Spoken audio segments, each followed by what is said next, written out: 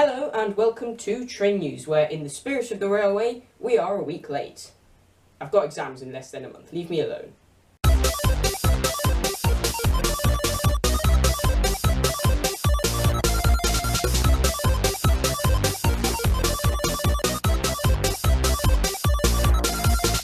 So the driver door operation crisis that has plagued Southern Rail for the past year has now spread north to Northern Railway and Merseyrail. So far, strikes have taken place on the 13th of March, on the 8th and on the 8th of April, with another strike due on Friday the 28th of April.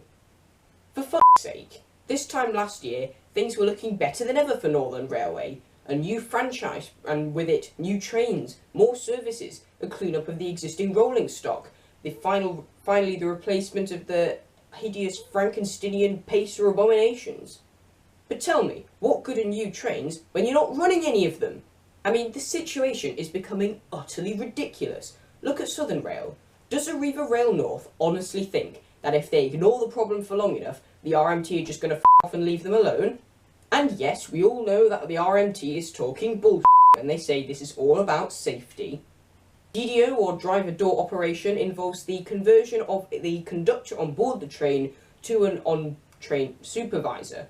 Now, DOO, driver-only operation, is what RMT are afraid this will lead to, as this will result in job losses. Fine, they're a union, they're concerned about job security. That's okay, just stop peddling this pandering nonsense about this being about safety. But regardless of whether or not Northern agree with the RMT's intentions, I think it is well worth sacrificing the desire for DDO in return for the ability to run a railway.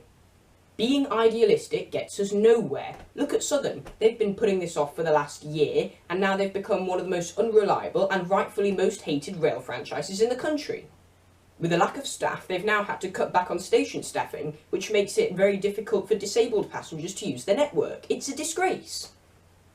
Northern, listen, we get it. You want to be a modernised railway. We want you to be a modernised railway. We want new trains, more carriages, more frequent services, a more reliable railway. What we passengers don't want is for the rail service to become even worse than it was before because it's not running half the time.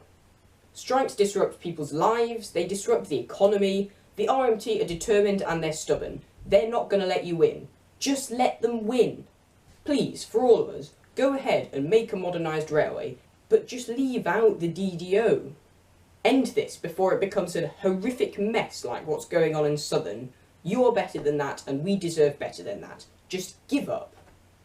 Okay, rant over. Time for some news. In early March, services to and from Liverpool Lime Street were suspended due to a wall collapse on the approach to the station, with rubble damaging overhead lines and covering the tracks. Network Rail managed to have it reopen in just over a week. The first phase of HS2 between London and Birmingham has now gained Royal Assent, so construction can finally begin. Operation of train services on the new line will be part of the new West Coast franchise, which is due to be let in 2018. This could be given again to Virgin, or maybe First, or somebody else. The first wave of trains for the new line will all be classic compatible, so that services can run to Manchester and other cities as well. A contract for the construction of these trains is due to be let in 2019, and there are lots of different contenders, though it will probably be given to either Alstom, Siemens or Hitachi. The newest estimation for the opening of the long overdue Sheffield to Rotherham tram train is now late 2018. I mean, it only needs some minor infrastructure improvements. What on earth is taking them so long? The Worcestershire County Council has announced construction on a new Worcester Parkway station. This will allow long-distance cross-country services to serve the city without changing from their current route. SBB, the Swiss Railways, working with Trenitalia and Deutsche Bahn, have ordered new Girunos EMUs from Stadler to operate the Frankfurt to Milan service via the new Gotthard-based tunnel. Deutsche Bahn have restated their desire to run new services from London to Frankfurt via the Channel Tunnel, awaiting approvals for the use of Velaro D trains in Belgium and northern France, which for some reason is taking absolutely ages. As Keith Fender from Modern Railways points out, Brexit might actually create a sense of urgency to start this service, as financial companies may move part of their operations from London to Frankfurt, meaning there is more demand for flights or train services between the two cities. A service like London to Frankfurt would be fantastic for the rail industry and terrible for the airline industry. It could really help open up Central Europe to London and the UK by train.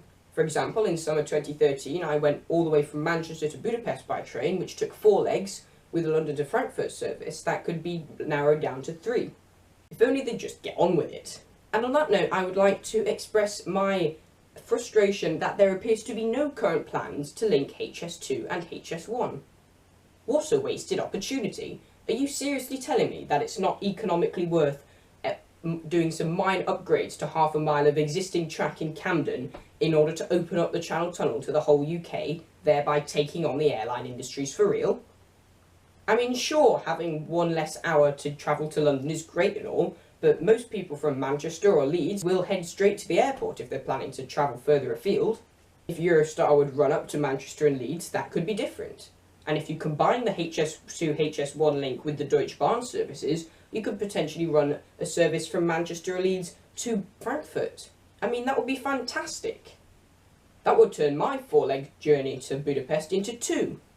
And those sorts of services would really actually pitch the railway against the airline industry on these sorts of journeys. I think not putting in the extra effort to pursue these kind of services is really a wasted opportunity. Although, of course, you have to bear in mind there's the whole issue of border security, made even worse by the fact that we are now leaving the European Union. Sigh. Speaking of Eurostar, they've decided to waste half of a perfectly good Class 373 fleet to stock competitors. The half of the 373 fleet that isn't being scrapped is currently being upgraded and reliveried and refurbished and now redubbed the E300, and the first interior has been redone and looks like this. Production of Class 802's for Great Western has begun by Hitachi in Newton Aycliffe. Meanwhile, CAF's MK5 carriages for Transpennine Express are now taking shape in Spain. I'm not sponsored, but I would like to point out that I do have a subscription to Modern Railways, which is a monthly magazine, and that's where I get most of this information from. I highly recommend it. So my exams finish on June the 20th, so after that I will return to YouTube with a full video schedule and lots of exciting things. Until then, goodbye. I might make a new David Frankel show in the May half term. We'll see how it is. Otherwise, goodbye, and please subscribe. Rail freight made the headlines this month when the first direct freight train from China to the UK arrived in Barking in London. Unfortunately, there is one tiny problem with this story. It is a lie. Ooh, a button. Now, David, don't press the button. Oh, okay. Psst, don't listen to him. Press the button. What? No, don't listen to him. Press it. Do not press it. If you press it, we will literally die. If you press it, you get control of your channel back. But I already have control of my channel. Do it! No! Do it! Press the button! Ah!